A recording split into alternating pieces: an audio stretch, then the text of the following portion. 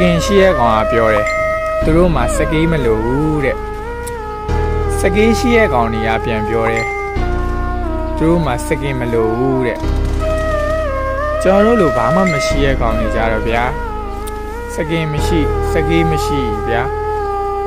ဘရမှာမစဲခံရဘူးချိန်ဒီကွင်းမှာအချိန်လေးပေးပြီးတော့ချိန်ဒီဆင်းပေးနေရတယ်စကင်မရှိပြန်တော့လဲ free လာမယ့် event လေးတွေကိုဗျာထိုင်ဆောင်နေရတယ်ဗျာ